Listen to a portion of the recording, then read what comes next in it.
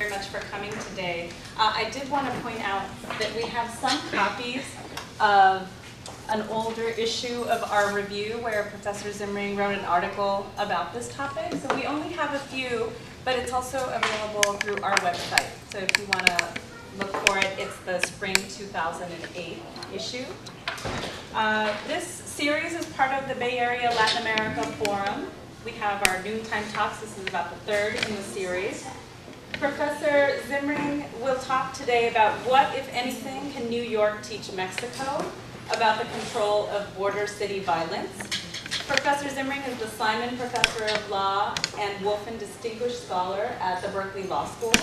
He's the author of several books on issues, on topics including capital punishment and deterrence. And his new book, The City That Became Safe, What New York Teaches About Urban Crime and Its Control, will be released next month. So please join me in welcoming Professor Zimring.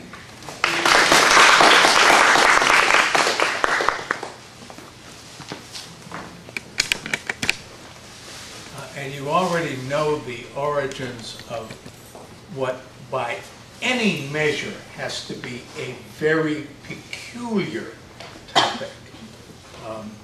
What New York can teach us, if anything, about Mexico. Now,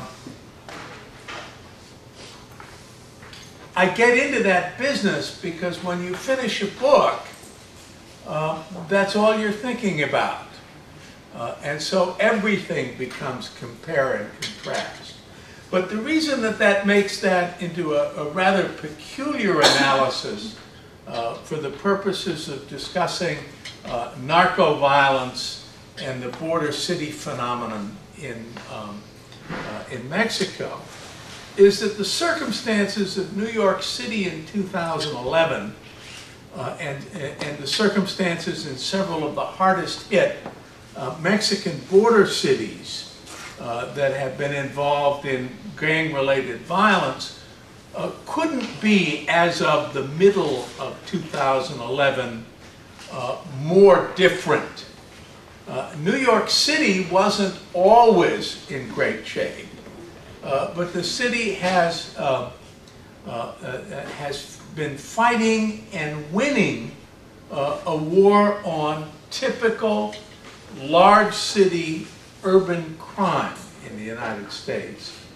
And it's not only been winning its war, but it's been winning its war in what I would characterize as Guinness Book of World Records ways. I'm only going to show two slides today. And the first one is pretty unique. Usually when you want to talk about the decline of crime in a city, you want to talk about how much the crime rate has dropped. But that isn't what this figure does.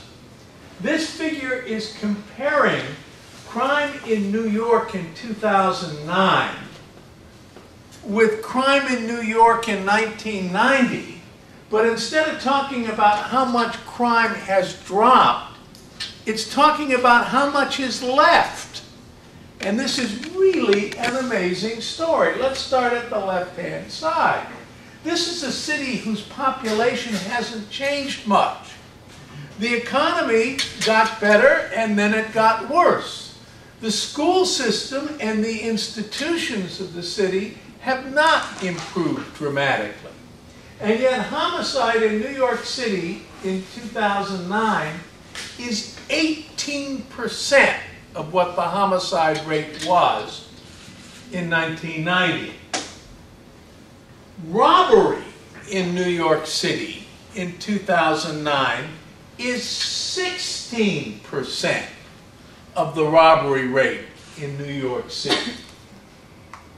Burglary, if you want to go over to the third from the end there, is 14% of the burglary rate in 1990. And my favorite in terms of the Guinness Book of World Records is auto theft. The auto theft rate in 2009 in the city of New York is 6%. of what it was in 1990. Well, I know this is a Latin American study setting, but somebody could at least ask the standard American question, my gosh, all that crime reduction, they must have thrown a lot of people in prison. Answer, Now, they haven't closed the prisons in New York State, and they haven't closed the jails in New York City. But while the rest of the United States increased its incarceration rates between 1990 and 2009 by 65%, and that was with crime going down in the United States, New York actually has 28% fewer people locked up in 2009 with all these figures as in 1990. Now, that explains why I might be writing a book on New York City. That doesn't explain why I'm giving a talk at the Center for Latin American Studies about narco-traffic and the border war. The real question here is whether this kind of good news actually carries very specific lessons that can be used in making strategic decisions about how to combat violence and corruption in the Mexican border cities. Now, I want to say just a little tiny bit more about New York City. And that was that in the early 1990s, there were a lot of people talking about the future of crime in New York City, and none of them were delivering good news. They were all extremely cynical and pessimistic. There was a generation of single-parent raised kids coming up. And there were conservative commentators who were talking about them as the juvenile super predators of 2005 and 2010. So all the social indicators were quite negative as New York was looking toward its future. And instead what happened was the largest drop in crime that has ever been recorded in a socially continuous, stable urban environment that didn't change its population much.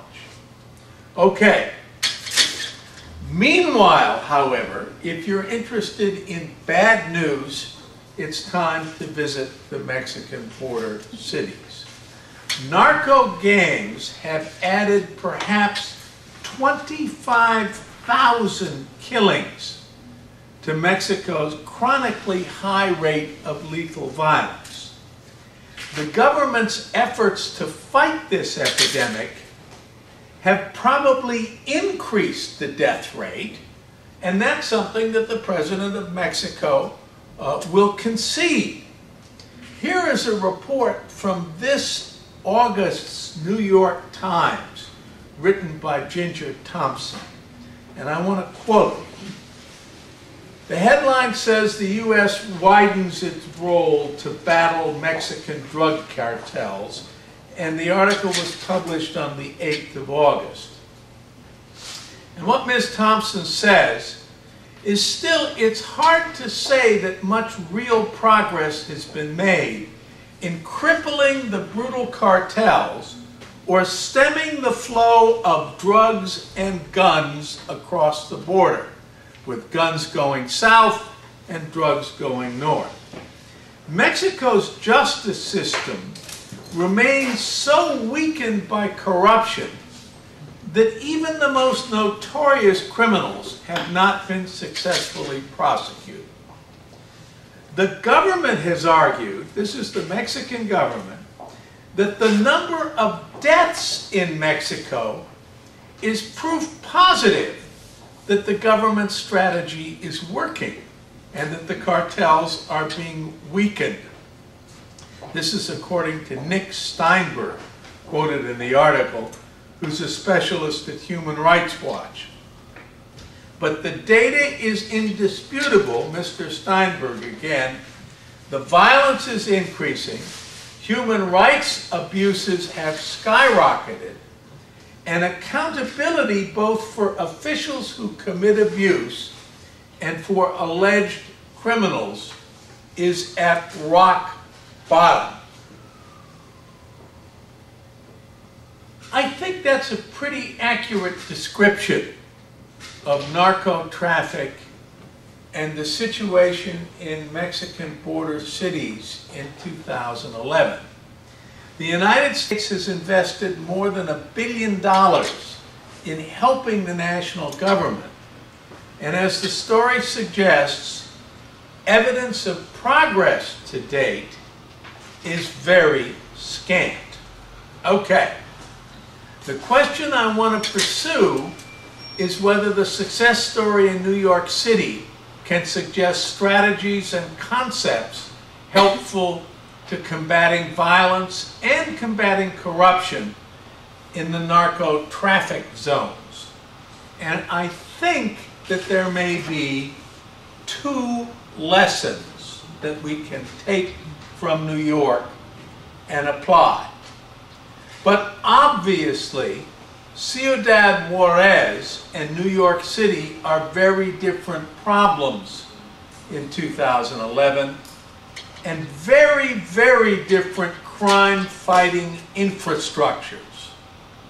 And the first massive problem that one confronts in talking about narco violence or any crime problem in the Mexican governmental situation is that with regard to the crime-fighting infrastructure of state, provincial, and local governments, to quote Gertrude Stein on Oakland, there is no there. Okay. Street crime in New York, even at its worst, and drugs in New York, were retail, small scale in drug commerce, and most robbery and burglary was disorganized crime. The most serious crime in the narco centers is organized. Either it's large gangs operating without major opposition. Those are sort of the good news cities, where they're owned and operated by one narco gang organization. Or criminal organizations which are engaged in violent conflict with each other, as well as with the government. Now, criminal organization presents different, if not necessarily more difficult, issues than small groups or individual offenders. It's a different control environment. It has some disadvantages, but I'm hoping to suggest that it has some advantages as well. But the big and discouraging differences between Mexico and Manhattan are differences in the infrastructure of law and order. Police make $200 a month in Mexico. You get what you pay for. Courts and the criminal justice system are not bad in Mexico. They are very, very bad in Mexico. Being bad for the criminal courts in Mexico would be a significant upgrade. Corruption and political influence are one major problem, and it's a huge problem. But epic inefficiency is a second independent problem. And in many of the cities in the narco zone, there is good reason for using not only federal resources, the resources of the national government in the narco wars, but also federal personnel. That is, as a level of government, an unusual tactical move. It carries enormous cost. It is also probably, in the short or middle run, inevitably going to be necessary. Okay, now I want to consider something. We're only about 7 or 8 minutes into this talk, and I want to consider whether or not, with all these important differences between Ciudad Juarez and Manhattan, why shouldn't we conclude that the topic of my talk is a waste of your time?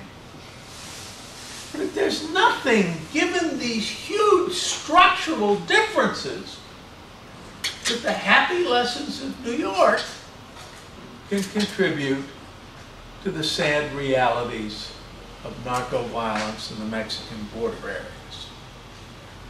Well, I don't want to go that far. I want to suggest that there are two relatively basic lessons that can be used in the short and middle run in a Mexican environment to substantially improve focused enforcement of Mexican government priorities, and that are, dare I use the word, actually hopeful in the short term, even given the massive problems of infrastructure that I briefly alluded to. Okay, the two things I think we learned in New York that can suggest strategies in Mexico. The first one is the clear identification of behavioral priorities as enforcement targets and the concentration of resources, this is the second one, in what I'm going to be calling key problem hotspots. One of them is talking about conceptual focus, deciding what problems you're going to center your activities to combat. The second one is geographical, focusing resources on the hottest of the hotspots as you define your priority problems, and keeping resources concentrated there until the effort pays off. Okay, a little bit more New York history. The crime increase in New York that preceded the huge decline that this figure documents, that increase was linked to the creation of crack cocaine as an urban recreational drug, and to a huge debate in the United States about how to combat drugs and how to combat the drug crime surge. This was a left versus right contest of a very peculiar structure. The hardline drug warriors, and the principal one was our first national drug control czar. His name was William Bennett, and he wrote the first national drug control strategy in the late 1980s. And the Bennett argument was that only massive reductions in drug use could reduce drug violence much, and that therefore the priority targets of the war on drugs should be absolutely everything. Not particular drugs, not cocaine instead of marijuana, but cocaine and marijuana and heroin. Not deeply troubled and addicted users, but all users, and some of the social users, because they didn't look bad, were even more terrible as examples. So the priority enemies in the hardline war on drugs perspective was absolutely everything. It was a war on drugs.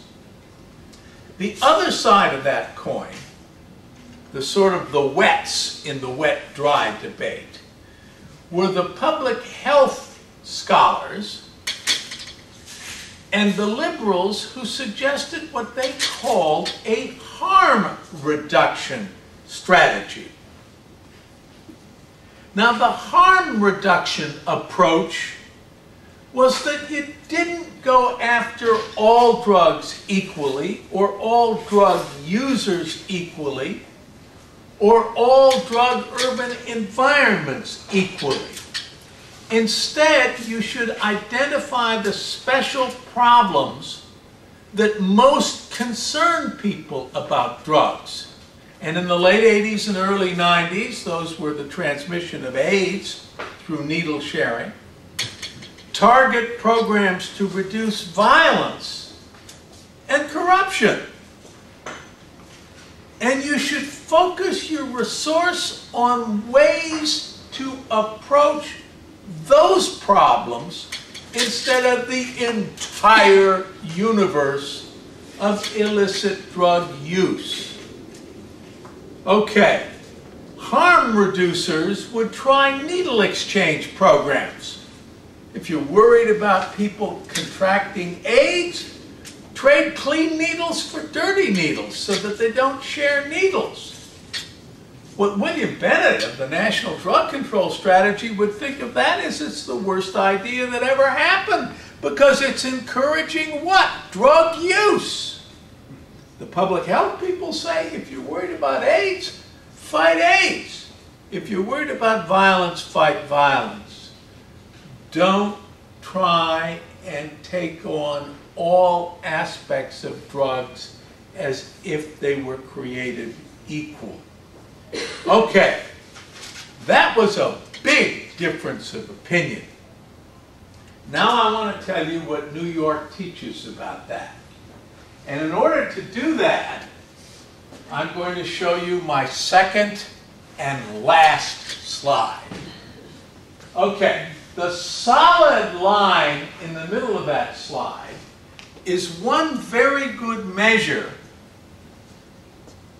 of how many people are taking cocaine and heroin in New York City each year for the period from 1985 to 2008. It's overdose death rates. If I wanted to give you a busier overhead slide, I could give you a number of other indicators of general drug use in New York City that would tell the same story as the overdose death rate story. I could give you mentions of drugs by people who go into hospital emergency rooms, the so-called dawn data. And it would suggest drug use is flat, decreased a tiny bit in the late 90s, and then increased more than that in the years since. I could give you drug treatment discharges and admissions in hospitals, people coming in to get drug habits treated. And that's been going up fairly steadily in New York City. The general notion is that drug use rates for cocaine and heroin, overdose death rates, tell you nothing about marijuana use because people don't die from overdoses of marijuana. But for the drugs that we worry about most, drug use has been fairly stable. So that's not very good news, is it? Well, that depends. Take a look at those other lines on the same graph. Those are killings produced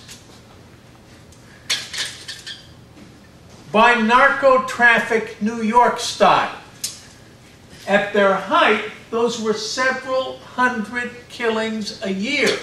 There were more drug killings in New York in 1992 or 1993 than there were killings of all kinds in New York by the late 1990s and early in this decade. So what happened was that drug violence went down by more than 90%, while drug use stayed stable. Now, let's talk about that first in its American context. Then I'll get to Ciudad Juarez. What that tells us, and I'll tell you a little bit about how the police did that, and it was the police, is that in the debate between the drug warriors, the hardliners, and the harm prevention people, it was the harm prevention people that were dead right. That not only has drug violence been effectively dealt with, even though drug use hasn't, but the citizens of New York are delighted with the outcome. What the New York cops did was to completely destroy outdoor drug markets. Now, what did that have to do with drug violence? Assume that you're a drug dealer and I'm a drug dealer, and drugs are being purchased and sold in open-air street markets. There's always going to be one corner better than other corners for selling those drugs. And if you're a drug dealer and I'm a drug dealer, we're both going to want to be on that corner. But that is the basis for real conflict. And when drug dealers disagree, they don't go to court. They shoot each other. That's how you got 600 drug killings a year. But if you're a drug dealer selling in your apartment, and I'm a drug dealer selling in my apartment, what are we fighting about? Nothing. End of drug war. The important point is that a strategic focus in New York City on reclaiming the streets, which, by the way, made the citizens feel better, because if you're in the neighborhood, you'd much rather have the streets back, and you're not caring what's going on in people's apartments. That focus was completely delightful as far as citizens of New York are concerned. Okay. Now, what can figure 4-4 tell you about what the Mexican government should prioritize? Well,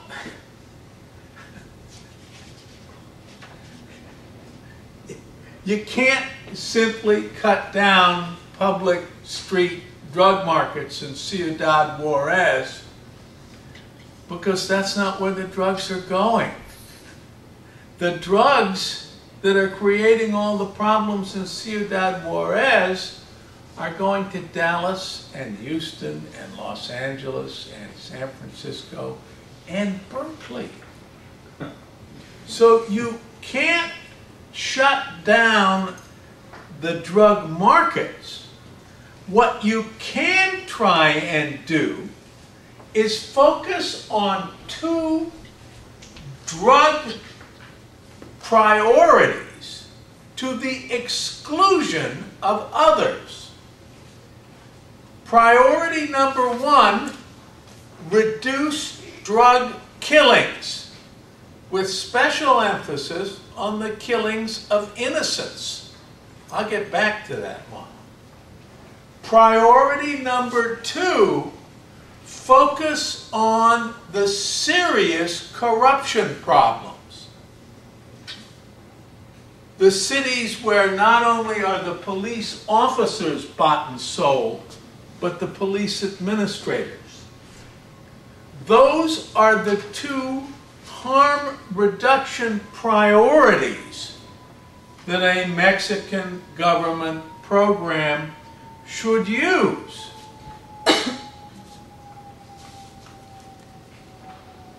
Now that sounds very uncontroversial, but there's something I better add. It's not very uncontroversial, because there's a missing priority there, which would divide my version of what I think the Mexican government should prioritize from what the American government is most concerned about.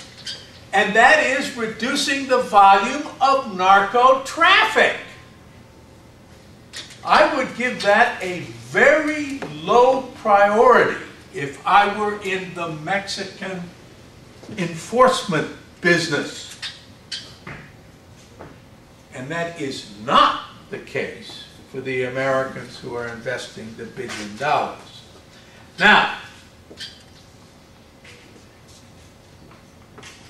the first thing that happens when you focus on priorities is that you decide you're going to invest your resources not by spreading them evenly everywhere, but by putting them where your priority problems are the worst and where they promise to improve the most. That is not only selecting strategic aims, it is also selecting geographic resource targets. You're going to put the troops where the killings are highest, and you're going to announce that if killings go down a lot, some troops are going to be withdrawn. You're going to create, in other words, incentives, and we're going to get back to the difference between organized and disorganized crime. You are going to put the national resources where corruption is the most endemic. And you're going to announce that those cities that have reforms will also have reduced anti-corruption enforcement efforts. You're not going to try and solve all problems equally, and you're not going to put your resources evenly across those massive number of border cities. Now, one of the reasons that this kind of approach is quite hopeful is that sometimes the organizational structure of organized crime can work in favor. Where there is a single dominant group or gang in a particular city, those announced priorities create incentives for the gang to reduce killings, so that organization can actually work in enforcement's favor. If you create incentives for the drug gangs themselves to control the amount of violence that is generated by their activities, you can have some rather immediate impact. If a dominant organization knows that high rates of killings will produce 1,000 federal troops and low rates won't, the dominant organization, unless it's idiotic, will have a powerful incentive to reduce killings. Now for the bad news. The good news is you've got a dominant gang and you're in pretty good shape. The bad news is that that system doesn't work as well in the very worst of the cities that we're talking about now. And the reason is that what you have there, and the reason for all these slaughters, is that you have two or more groups fighting with each other. And when you use rates of killing as your measure, the problem is that the people who are fighting, neither side can of and by itself produce an outcome that is favorable to them and favorable to you. Except, even in a situation where it is conflict between drug organizations which is producing the mass violence, you can still make the announced target, and therefore the thing that's going to determine the amount of federal effort, the rates of killings of non-combatants. That is, say, okay, you guys continue to kill each other. But if you're killing school children or embassy personnel or people on the street or government enforcers, that's when we show up with heavy force. Okay. If those become Mexican governmental priorities, the eradication of the narco traffic itself does not become the highest priority of a Mexican federal program. The second thing, which I think New York can teach us, is the importance of concentrating geographically on hotspots. Let's say you have 6,000 troops to bring into a national government drug enforcement initiative. One thing you can do with 6,000 troops is spread them like so much smooth peanut butter over all of Mexicans, of the Mexican border cities. Not a good idea. A second thing you can do is you can create geographic priorities. The urban legend in New York was that what the New York City police did was broken window policing. But it turns out that isn't what the New York City police did at all. I'm going to distinguish between hot spots and broken windows. Broken windows strategy is you concentrate your resources in marginal areas, the ones that are at risk but haven't fallen apart yet. Not the highest homicide rate sections, but the ones that are on the verge. Hotspots, and you go where the pathology is highest. Now, I will tell you right now, and I can get back with the clicker, that you do not reduce homicide by 82% by taking your police resources and concentrating them on the marginal areas that are next to the high homicide areas. You've got to visit the high homicide areas. You go where the problems are most extreme. Hot spots policing is that you concentrate on the worst places and you put lots of resources into them. The cops did that in New York. They came and they stayed. And even in the highest rate environments, sustained and concentrated enforcement paid off. The best thing to do with 80% of my 6,000 troops there is to go to one or two of the biggest and worst cities and overwhelm them. Nothing could be more important in the Mexico of 2011 than a successful demonstration project.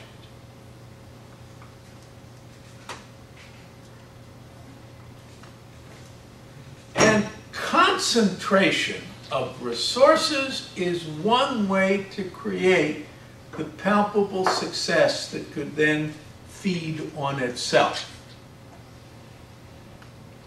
Now that is a short-run Band-Aid. No matter what you do with federal troops, what Mexico needs in the middle run is not going to be produced even by these successes. Mexico needs infrastructure. It needs police, who make $700 a month. It needs courts that work. Corruption is only one problem. Inefficiency is another. It needs professional prosecutors. But narco-violence has to be confronted in the short run, and probably can be. What we do know, if you take a look historically at routes of drug transmission, is that 5,000 killings a year is not a necessary result of cocaine and heroin transmission. We know that because the peak year of US drug consumption in rates per 100,000 was not 2005 or 2007, it was 1979. And we know that the places from which the drugs were coming were not producing epidemics of killing fields during the periods of time when the volume of drug transmission was the highest. So that the focus of harm reduction priorities on reducing violence and reducing the incentives for corruption without necessarily impacting on drug volumes, of producing a New York limited victory, winning the war on drug violence without winning the war on drugs, would be an enormously important short-term success for a Mexican government deeply in need of successes at any level, even as exemplary. Violence is a serious problem all by itself. Trying to postpone effective progress against drug violence and political corruption until you can win a final victory on the war on drugs is a very silly idea north of the border, and perhaps a poisonous one south of the border, if we allow our own history of missed priorities to mislead Latin Americans in that dangerous American direction. End of lecture.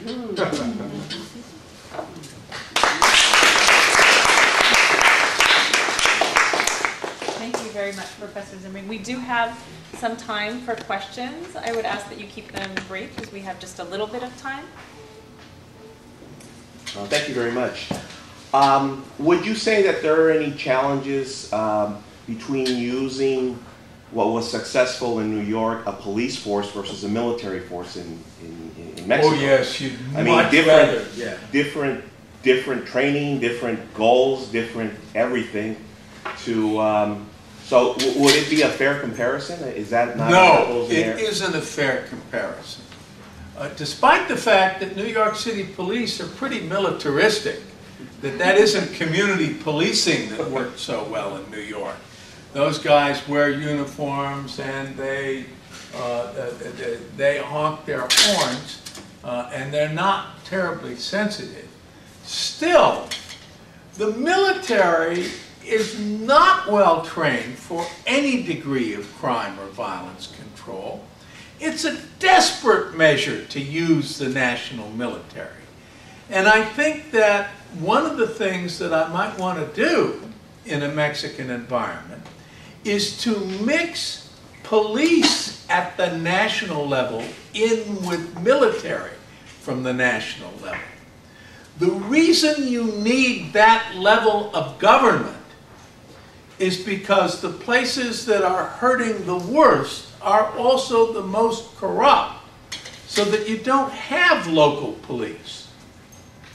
But there is absolutely no way to suggest that the training and specialization and community knowledge of military infrastructure is comparable to police. It's a terrible problem. So in the middle run, there's no alternative to getting real police forces and real criminal courts and real prosecutors. But you got to get to the middle run. And in the short run, you're going to be using national assets. They're limited national assets. And they do have to be trained. But one of the things that's involved in that, if I can just take a lesson out, is that I don't think I would want American military advisors talking to the Mexican military about narco-traffic problems in Mexican border cities. I'd much rather have American police strategists talking to Mexican military people. Whatever's going to work in Ciudad Juarez, it's not going to be too many helicopters. And it's not going to be drone strikes. It's going to be street policing.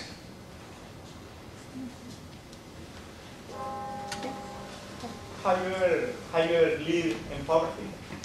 That's the question, only question. Have you ever lived in poverty? Have I ever lived in poverty? No. Okay, that's all I need. Thank you. So I was thinking about what you said about the circulation of guns and drugs, and I think that one of the things that I disagreed with in your talk was this dichotomy between New York and Mexico, because I feel like this problem is on the border cities because it is a border problem, meaning that it is also a U.S. problem. And so when you said, well, we can't close the markets, why not? If there was no markets for these drugs to be sold, Mexicans would have nowhere to export their drugs. There would be no reason for drug violence. If we didn't export arms to Mexico, they'd have nothing to shoot themselves with. And so well, they'd get them somewhere else. Well, my point is, if they were not exporting drugs to the U.S. because we were not buying them, and if we were not selling them arms, then a lot of the drug violence would really be reduced. And so I want to kind of not say New York and Mexico, but how much they're mutually implicated. And then the one other thing that I wanted to say that kind of goes back to what my compañero was saying, is that you can't just say there's drug violence in New York and there's drug violence in Ciudad Juarez and they're the same thing, because of the causes behind them, the root causes, not just, cocaine or heroin, but beyond that. In Mexico, there are so many places that don't have running water. And so the reasons why people get into the drug business in the first place are very different things. And so, let's see, about a year ago, I had a ransom on my head when I was in Mexico. And it had nothing to do with drugs, but it had everything to do with poverty. And so kind of thinking about the root causes of this type of violence and how it might require different strategies. Okay, well, those are two very big questions, and I'm going to take a little bit longer than I think my hostess would want. The first thing I want to tell you about this kind of crime reduction success story is that, as near as I can tell, it had absolutely nothing to do with the root causes of crime. And that is an astonishing story. But the point is, in the first instance, criminal violence is the most regressive tax on the poor in the United States that exists. The rates of poor and colored minorities of homicide victimization are 8 times the rates of non-Hispanic surname Anglos.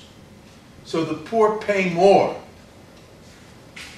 And these spectacular results took place during a period of no educational reform, no lasting economic reform, rampant inequality of income, and persistent not only poverty but social risk factors. 44% of the kids that were growing up in New York City were growing up in single-parent families. With all of that, their lifespans expanded tremendously because they are more than 58% of the people not killed, because Mexico has, because New York has 450 people a year killed instead of 2,400 people a year killed. So root causes are important, but you can make tremendous progress without root causes. But the difference No, but I now want to go to the second slide. Just thank God I don't have 3 slides. What New York City did was to reduce drug killing by more than 90% without reducing drug use at all. I think that was an important victory. Wouldn't it be better if we could also reduce drug use? Yeah. Do I know a way to do that? No. Under those circumstances, if I bundle them up and say I'm not going to do anything until I can do everything, then I'm recreating the American war on drugs. If I can save lives and build infrastructure, even as cocaine markets continue to flourish, I will happily do that as a president of Mexico that I think will have made real progress on its problems. Can I make a teeny addition? Very quickly, because we do have other Okay. questions. Well, just so we can continue to think about it at a later moment. In addition to that would be the drug dealer will go inside his home instead of selling outside in the street and killing each other anymore, right? But that's because this is stable. The drug dealer will probably not move his operation to Cleveland. He'll stay in New York. Whereas in Mexico, if there's a lot of targeting on Ciudad Juarez, they will absolutely move to somewhere like Nogales or some other city. Because If they'll do that safely and if that reduces conflict and violence, that's fine with me. If what you're telling me is that drug dealers respond to incentives, I consider that to be good news in the same sense that I was trying to suggest at the beginning of this, that the degree of organization that is there in drug-related violence may be an advantage as well as a disadvantage when it comes to prevention. Absolutely. But again, I think you can make enormous progress in your priority problems if what you decide is to focus on them. If what you're telling the drug dealers is we want you to go out of business and nothing else will do, it's going to be a long war and good luck. And if you can show me someplace else that did a good job of that kind of general combat, maybe I'll listen more closely. But if not, Let's solve our biggest problems first. Thank you. Yeah, thanks for the very interesting talk. Just about the lesson that you're trying to draw from the experience in New York and how that might be applied in Mexico, or how something like that might be applied in Mexico, even though it's very hard to compare the two contexts.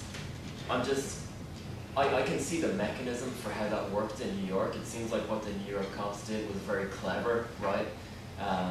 And I can see the mechanism for how they managed to take some of the violence out of the equation, right, and kind of pull the rug out from under that.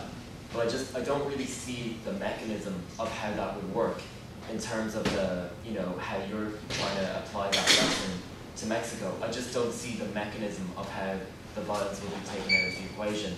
And part of the reason for that is that, as far as I'm aware, part of where that major upsurge in violence in Mexico post-2006 comes from is the appearance of massive numbers of troops and federal cops with guns, So it seems to me that the strategy that you're proposing in Mexico is not that different from the strategy that's been employed by Calderon since 2006 and that's already failed.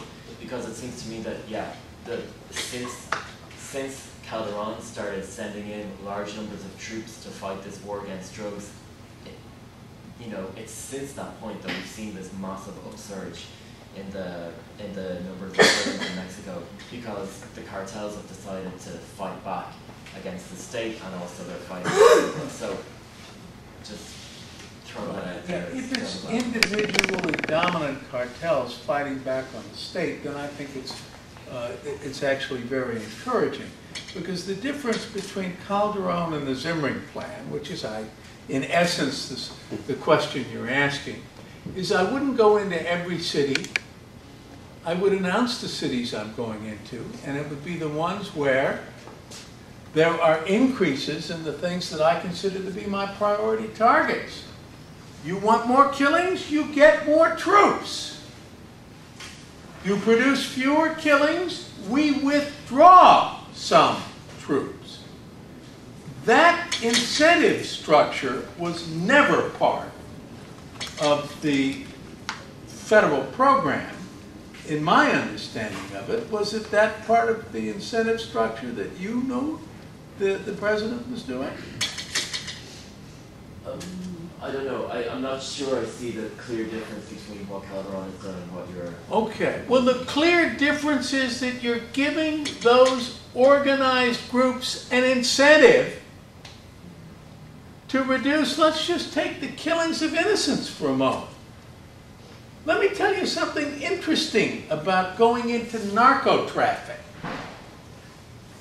Killing innocent civilians isn't a major benefit to a narco trafficker. Oh, at some point, having people know that you can kill at will is going to be important, but the particular death rate isn't. But if it is also relatively costless to you, you don't have any incentive to worry about it. But if it isn't an essential part of moving drugs north, why not try and reduce it? Not talk about an undifferentiated war on narco trafficking. Now, I don't know whether you're suggesting that those mechanisms won't work, or you're suggesting that those mechanisms have been tried. If it is the latter, that is not my understanding of what was going on in Mexico.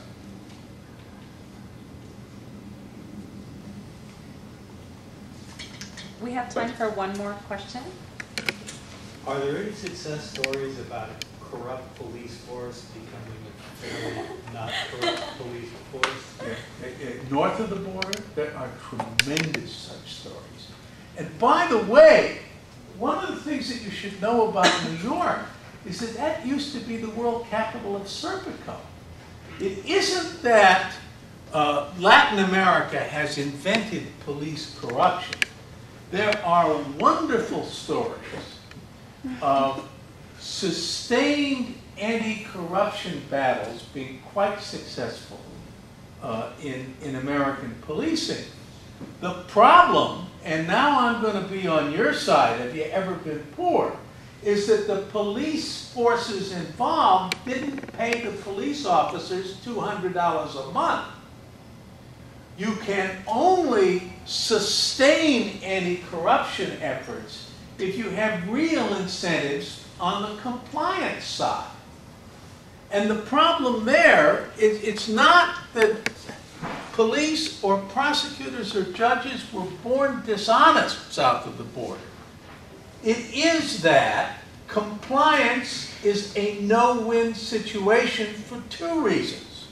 One, the material benefits of playing with the system are extremely, extremely sparse. Two, and this is the other thing that works against anti-corruption efforts in Mexico, the system is also so inefficient that even if it weren't corrupt, it would still be ineffective. And all the players in the system know that too. So that you can honestly say, with some degree of it, that even without the corruption, the system itself would lack efficacy. So you need a little bit of efficacy and also incentives to compliance. But under those circumstances, it is even the case that police are easier to influence than narco-traffickers. That the same set of incentives can work within government. It just takes a while. And it also takes a lot of money. And it takes a somewhat different political environment. You have to remember that Mexico is just changing from a 70-year undifferentiated and enormously corrupt in both the local and federal level PRI domination that took place from up until 2000 or 2001 and 2002 countrywide. Before you all go, I just wanted to mention that we have two upcoming events. On November 2nd, a documentary film about a Guatemala human rights case. On November 2nd. On November 7th, a speaker on the recent Peruvian presidential elections. There's flyers on the table, so feel free to take them. Thank you very much, Professor Franklin.